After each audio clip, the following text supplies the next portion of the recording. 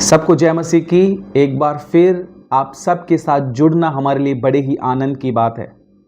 मैं प्रभु को धन्यवाद देता हूं कि आज एक और ये अवसर प्रभु ने दिया कि कुछ देर हम उसके वचन के ऊपर मनन करें। और आज जो वचन प्रभु ने हमें दिया है, मैं विश्वास करता हूं वो बहुत ही सामर्थी है। और जब हम उस वचन को सुनेंगे तो मेरी ये प्रार्थना और मेरा ये विश्वास है कि वो वचन हमारे जीवन को बदल देगा। प्रियो, आज प्रभु के वचन से हम सीखेंगे कि कैसे हम विश्वास को एक्टिवेट कर सकते हैं। How to activate faith. लगातार पिछले दिनों में हम विश्वास के बारे में सीखते आए, विश्वास के बारे में जानते आए, क्योंकि आप जानते हैं एक मसीह के लिए सबसे जो बुनियादी शिक्षा की एक मसीह व्यक्ति को जरूरत है वो है विश्वास। और बहुत हमने विश्वास के बारे में सीखा, पर आज हम सीखने जा रहे हैं कि उस विश्वास को हम एक्टिवेट कैसे करें, क्योंकि बाइबल कहती है बगैर विश्वास के हम परमेश्वर को खुश नहीं कर सकते। बाइबल कहती है कि बगैर विश्वास के हम परमेश्वर से कुछ प्राप्त नहीं कर सकते हैं। यहां तक कि जो हमारा उद्धार हुआ है, वो हमारा उद्धार भी जो हमने प्राप्त किया वो विश्वास के द्वारा प्राप्त किया। सो फेथ वो माध्यम है जिसके द्वारा हम परमेश्वर से चीजों को प्राप्त करते हैं। आज जो हम परमेश्वर के वचन से सीखने जा रहे हैं कि उस विश्वास को सक्रिय कैसे करें या उस विश्वास को एक्टिवेट कैसे करें। और आज का वचन बहुत ही सामर्थी है, इसलिए मैं आप सबसे निवेदन करता हूं कि आप इस वचन को पूरा सुने। और मेरा यह विश्वास है जब आप इस वचन को पूरा सुनेंगे तो यह वचन आपकी मदद करेगा उन सारी बातों को प्राप्त करने के लिए जो आप चाह रहे हैं और बहुत लंबे समय से आप प्रार्थनाएं कर रहे हैं। हो सकता है वो आपकी चंगाई होगी, या हो सकता है जिस विषय के लिए आप प्रार्थना कर रहे हो वो आपका घर, आपकी गाड़ी, वो कुछ भी हो सकता है। बट आज जो हम परमेश्वर के वचन से सीखने जा रहे हैं, how to activate faith, faith को सक्रिय कैसे करें। मैं एक वचन को आप सबके लिए पढ़ना चाहता हूं, और यह बहुत ही फेमस वचन है विश्वास के लिए। इब्रानियों की किताब उसका 11 अध्याय उसका 1 वचन। यहां बाइबल कहती है, अब विश्वास आशा की हुई वस्तुओं का निश्चय और अनदेखी वस्तुओं का प्रमाण है। आप इस वचन पर ध्यान दें। यह वचन कहता है अब विश्वास आशा की हुई वस्तुओं का निश्चय और अनदेखी वस्तुओं का प्रमाण है। मैं फिर से पढ़ना चाहूंगा। अब विश्वास आशा की हुई वस्तुओं का निश्चय और अनदेखी वस्तुओं का प्रमाण है। आप इस वचन के पहले भाग के ऊपर ध्यान दें। यहां पर लिखा है अब विश्वास आशा की हुई वस्तुओं का निश्चय है, यानी कि हम कुछ बातों की, कुछ वस्तुओं की, कुछ चीजों की आशा करते हैं और उसका निश्चय जो है वो विश्वास है। सिंपली आप ध्यान से समझना ये वचन क्या कहना चाह रहा है। आप जानते जब तक आप विश्वास को कोई वस्तु नहीं देंगे तो विश्वास काम नहीं कर सकता, क्योंकि वचन क्या कह रहा है, विश्वास आशा की हुई वस्तुओं का निश्चय है। तो आपको और मुझे कुछ वस्तुओं की आशा करनी है जिसके ऊपर विश्वास काम कर सके। आप समझ पा रहे? मैं उदाहरण से आपको और अच्छे से इस बात को समझाना चाहता हूं ताकि आप समझ पाएं और फिर उन चीजों को परमेश्वर से प्राप्त कर पाएं जो परमेश्वर ने ऑलरेडी आपको दे दिया है। क्या आप जानते हैं परमेश्वर ने चंगाई आपको और मुझे दे दिया। परमेश्वर ने आपको और मुझे अलौकिक स्वास्थ्य दे दिया। बाइबल कहती है उसके कोड़े खाने से हम चंगे हैं। और परमेश्वर का वचन कहता है कि उसने हमें आशीषित कर दिया, हम आशीषित हैं। जो चीजें परमेश्वर ने हमें दे दी, हम उसको कैसे प्राप्त कर सकते हैं? विश्वास के द्वारा। आज जो हम सीख रहे हैं विश्वास को कैसे एक्टिवेट करना है। फिर से इस वचन के पहले भाग पर हम ध्यान देंगे। अब विश्वास आशा की हुई वस्तुओं का निश्चय है, यानी कि बाइबल में बता रही है हमारे पास एक आशा होना बहुत जरूरी है, बिब्लिकल होप होना बहुत जरूरी है। दैट मीन्स कि हमारे पास एक क्लियर गोल, एक लक्ष्य होना बहुत जरूरी है। जब तक हमारे आंखों के सामने एक क्लियर पिक्चर नहीं होगी, एक क्लियर गोल नहीं होगा, तो विश्वास काम नहीं कर पाएगा। मैं एक उदाहरण से आपको समझाना चाहूंगा। परमेश्वर के महान दास जो अब प्रभु के पास चले गए, डेविड पॉल योंगिचो इस प्रकार से बताते हैं कि एक बार वो बेतनिया बाइबल कॉलेज में प्रचार करने के लिए गए, और जब वो प्रचार करके अपने देश वापस आ रहे थे तो उन्हें एक देश से होते हुए वापस आना था, और उस देश के एक पासवान उनके अच्छे मित्र थे, और उन्होंने परमेश्वर के दास डेविड पॉल योंगिचो से निवेदन किया कि पास्टर प्लीज क्या आप हमारे चर्च में आकर संडे को प्रीच करेंगे। और जब ये परमेश्वर के दास उस चर्च में गए प्रचार करने के लिए, उस चर्च में जाकर प्रचार किया, और प्रचार करने के बाद परमेश्वर के दास पास्टर के ऑफिस में रेस्ट कर रहे थे, और जब वो रेस्ट कर रहे थे तब पास्टर की वाइफ उनके पास आई और उसने कहा, पास्टर प्लीज क्या आप मेरी बड़ी बहन के लिए प्रार्थना करेंगे, क्योंकि वो लंबे समय से प्रार्थना कर रही है उसकी शादी होने के लिए, अपने फ्यूचर हस्बैंड के लिए। तो परमेश्वर के दास ने कहा ठीक है आप उन्हें बुलाएं, और जब उसको लेके आया गया और प्रभु के दास ने उसे अपने सामने बैठाया, और जब वो उसके सामने बैठी थी, प्रभु के दास ने पूछा कि बहन आप कितने समय से अपने फ्यूचर हस्बैंड के लिए प्रार्थना कर रहे हैं। तब ये लेडीज बोलती है कि पास्टर मैं 10 साल से, ये बहन बोलती है मैं 10 साल से प्रार्थना कर रही हूं। तो प्रभु के दास ने पूछा फिर ये कैसे हो सकता है कि आप 10 साल से इस विषय के लिए प्रार्थना कर रहे हैं और आपको उसका उत्तर नहीं मिला। इस परमेश्वर के दास ने कहा कि मुझे नहीं पता, बट मैं 10 साल से प्रार्थना कर रही हूं। तब प्रभु के दास ने दूसरा क्वेश्चन किया, अच्छा मुझे आप यह बताएं कि आप अपने फ्यूचर हस्बैंड में क्या देखना चाहते, कैसा आप अपना फ्यूचर हस्बैंड चाहते हैं। फिर उस बहन ने कहा आई डोंट नो, मुझे नहीं पता, परमेश्वर जानता है। तब प्रभु के दास ने कहा यही तो प्रॉब्लम है, अब मुझे प्रॉब्लम का पता चल गया क्यों 10 साल से आपकी प्रार्थना का उत्तर नहीं आ रहा। प्रियो आप में से बहुत सारे लोग काफी लंबे समय से किसी बात, किसी विषय के लिए प्रार्थना कर रहे होंगे और अभी तक उसका उत्तर आपके पास नहीं आया होगा। तो आप इस बात को ध्यान से सुने। एक रहस्य परमेश्वर के इस दास ने जब बताया और यह बिब्लिकल सिद्धांत जब बताया, आप देखें कि वो किस प्रकार से उन्हें वो सिद्धांत बता रहे हैं। तब उन्हें कहा कि ठीक है आप एक पेपर और पेंसिल लेके आओ, मैं कुछ क्वेश्चंस आपसे पूछूंगा, आप मुझे उसके उत्तर देना।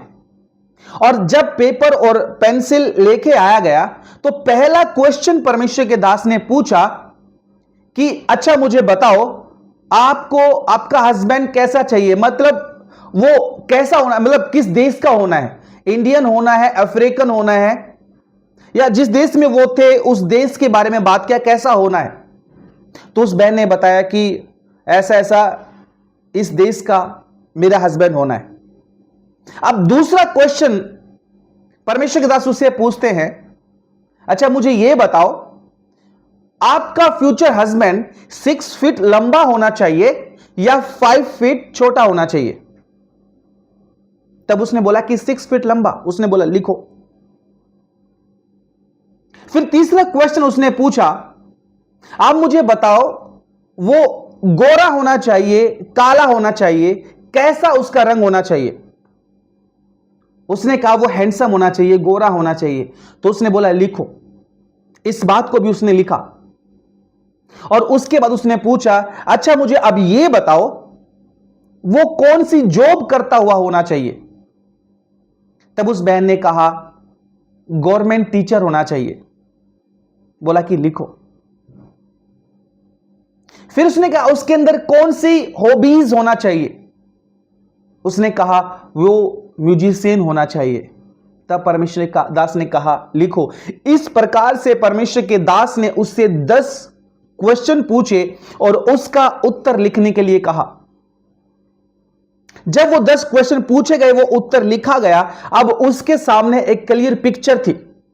अब उसके सामने ये बहुत क्लियर था कि कौन से देश का होना है, कितनी हाइट का होना है, कैसा उसका रंग होना है, क्या वो जॉब करते हुए होना है, और क्या उसकी हॉबीज जो उसको पसंद है वो होना है।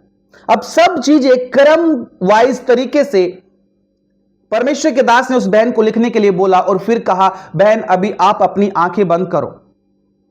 और जब उसने आंखें बंद किया, तब परमेश्वर के दास ने पूछा, क्या अब आप अपने फ्यूचर हस्बैंड को देख सकती हैं? और वो बहन मुस्कुराई और कहा कि हाँ पास्टर, मैं अब अपने फ्यूचर हस्बैंड को देख सकती हूं। तब परमेश्वर के दास ने कहा, इस पर्ची को, इस पेपर को लो और अपने मिरर पर चिपका दो। जब भी आप उसके पास जाओ, और जब भी आपको ऐसा फील हो, ऐसा लगे कि मुझे प्रार्थना करना है मेरे हस्बैंड के लिए, तो मिरर के सामने जाना और ये 10 पॉइंट जोर से बोलना और इसको क्लेम करना, यीशु के नाम में बोलना, यीशु के नाम में आ जा, कमेंड करना और प्रभु को धन्यवाद देना। और ये सारी चीजें करके परमेश्वर के दास से सब बता करके अपने देश चले गए। और इस बहन ने लगातार जैसा प्रभु के दास ने उन्हें बताया वैसा करना शुरू कर दिया। अगले साल फिर परमेश्वर के दास फिर उसी बेतनिया बाइबल कॉलेज में प्रचार करने के लिए गए, और तब उस पास्टर की वाइफ ने परमेश्वर के दास को फोन किया और बोला कि पास्टर जी प्लीज आप हमारे साथ लंच पर आ जाइए। और जब परमेश्वर के दास ने यस बोला और वो एक रेस्टोरेंट में गए लंच के लिए, तो वो कपल वहां बैठा था, उनका इंतजार कर रहा था। और ये परमेश्वर के दास जब उधर पहुंचे तो पास्टर की वाइफ उनके पास आई और कहा कि पास्टर उस लड़की की शादी हो गई, उस लड़की की शादी हो गई। अब परमेश्वर के दास ने पूछा, कौन सी लड़की की शादी? क्योंकि मैं तो साल में हजारों शादियां करवाता हूं। तब उस परमेश्वर की दासी ने, उस पास्टर की वाइफ ने परमेश्वर के दास से कहा, वो लड़की जिसको आपने वो 10 पॉइंट दिए थे। और पिछले दिनों में क्या हुआ कि हमारे स्कूल में एक म्यूजिक रिवाइवल चल रहा था 3 डेज का, और सोचो उसमें गेस्ट कौन था? High school music teacher. और जब वो आया, मीटिंग चल रही थी, तो हमारे जो उस चर्च की जो जवान बेटियां हैं वो सब उसके साथ डेट पे जाना चाहती थी। सब चाहती थी कि उनके साथ वो डेट पर जाए, वो उनसे मैरिज करे। बट वो म्यूजिक टीचर, उसका ध्यान उसी लेडी की तरफ लगा हुआ था, उस लड़की की तरफ लगा हुआ था जो एज्ड है। और जब लास्ट दिन आया तो उस म्यूजिक टीचर ने जाकर उसे प्रपोज किया कि विल यू मैरी मी? तब उस पास्टर की वाइफ ने बताया कि पिछले दिनों में पास्टर ने उनकी शादी पड़ी, और उसकी मम्मी ने वो 10 पॉइंट जो थे वो पूरी पब्लिक के सामने पढ़े और उसको फाड़ दिया कि अभी हमें और इसकी जरूरत नहीं है। सो हम यहां क्या देखते हैं कि जब इस औरत के सामने, इस बहन के सामने वो क्लियर टारगेट आया, एक गोल आया, एक पिक्चर आई, तो उसने क्या किया? उस पिक्चर को पकड़कर उसको क्लेम किया और प्रभु को धन्यवाद किया। आप जानते हैं ये म्यूजिक टीचर और बहुत सारी जवान बहनें थी, पर इसका ध्यान उधर नहीं था, इसका ध्यान उसी बहन की तरफ था। क्यों? क्योंकि उसने उसको कमेंड किया था, उसको यीशु के नाम में खींच लिया था। आज मैं आपको क्या बताना चाहता हूं, आप क्या चाहते हैं अपने जीवन में आप पाना? क्या आपके पास वो क्लियर गोल है? क्या वो क्लियर टारगेट है? यदि आपके पास क्लियर गोल है, यदि आप उसको देख सकते हैं, तो आप उसको पा सकते हैं। आप जानते हैं, हम अब्राहम के बारे में जानते हैं। परमेश्वर ने अब्राहम से क्या कहा कि मैं तुझे संतान दूंगा। परमेश्वर ने उसे वायदा किया। बट आप जानते हैं, जब परमेश्वर ने वायदा किया, उसके बाद एक पिक्चर परमेश्वर ने अब्राहम को दिया। वो क्या था? जब वो रात को सो रहा था तो उसको तंबू से बाहर निकाला और बोला, आकाश को देख, क्या तू इन तारों को गिन सकता है? उसने कहा, नहीं प्रभु। प्रभु ने कहा, इतनी तेरी संतान होगी। दिन में बालू को हाथ में उठाकर बोला, क्या तू इसके किनको को गिन सकता है? उसने कहा, नहीं प्रभु। तब परमेश्वर ने कहा, इतनी तेरी संतान होगी। आप जानते हैं परमेश्वर क्या कर रहे थे? परमेश्वर अब्राहम के सामने एक पिक्चर दे रहे थे। रात को जब वो देखे, आकाश को देखे, तो उसको वो तारे दिखे, तो उसको याद आए, इतनी मेरी संतान होगी। दिन में जब वो बालू में चले, बालू को देखे, उसको ये याद आए, इतनी बालू के किनको के जितनी मेरी संतान होगी। जब वो उस पिक्चर को पकड़े रहा, हम देखते हैं परमेश्वर ने उसको 100 साल की उम्र में संतान दिया, इसहाक के रूप में। आप क्या चाह रहे हैं प्रियो? क्या आपके पास क्लियर गोल है? क्या आपके सामने वो क्लियर पिक्चर है? क्या आप उस वस्तु को दे रहे, उन बातों की आशा कर रहे हैं जिसके ऊपर विश्वास कार्य कर सके? आज मैं आपको इंकरेज करना चाहता हूं कि यदि आप चाहते हैं कि आपके अंदर जो विश्वास है वो एक्टिवेट हो, तो उसके लिए आपको आशा करनी पड़ेगी, बिब्लिकल होप करना पड़ेगा। वो पिक्चर आपके सामने होना है, वो क्लियर गोल आपके सामने होना है। जब क्लियर गोल आपके सामने होगा, तब आप उसको पा सकते हैं, उसको कमेंट कर सकते हैं। और जानते, जब हम इमेजिनेशन करते हैं, जो इमेजिनेशन हम कर रहे हैं, ये लैंग्वेज ऑफ स्पिरिट है, ये आत्मा की भाषा है। तो इसलिए मैं आपको इंकरेज करना चाहता हूं कि जो आप अपने जीवन में पाना चाहते हैं, एक क्लियर गोल रखें, एक क्लियर टारगेट रखें, उस पिक्चर को देखें, हर दिन उस पिक्चर को देखते रहें, यीशु के नाम में उसको क्लेम करते रहें, उसको मांगते रहें। तब आप ऐसा करते रहेंगे, परमेश्वर आपको वो चीज दे देंगे, क्योंकि जो आप देख सकते हैं उसे आप पा सकते हैं। मैं विश्वास करता हूं कि आज का ये वचन आपको समझ में आया। आपके सामने एक क्लियर गोल होना बहुत जरूरी है, तभी आपका विश्वास काम करेगा। हालेलुया। मैं विश्वास करता हूं कि आप सब इस वचन को समझ पाए होंगे, और मैं विश्वास कर रहा हूं कि आज के बाद जो आपको चाहिए, यदि आपको चंगाई चाहिए, तो क्या आप अपनी चंगाई को देख सकते हैं? क्या आप अपने आप को चंगा, भला चंगा और अलौकिक स्वास्थ्य में चलते हुए देख सकते हैं? यदि आप देख सकते हैं तो आप पा सकते हैं। मैं विश्वास करता हूं कि आज से आपके सामने एक क्लियर गोल होगा। आप फेथ, आप विश्वास को काम करने के लिए वो वस्तुएं देंगे जिनके ऊपर विश्वास काम कर सके। आमीन। परमेश्वर आप सबको आशीष दे। God bless you. जय मसीह की।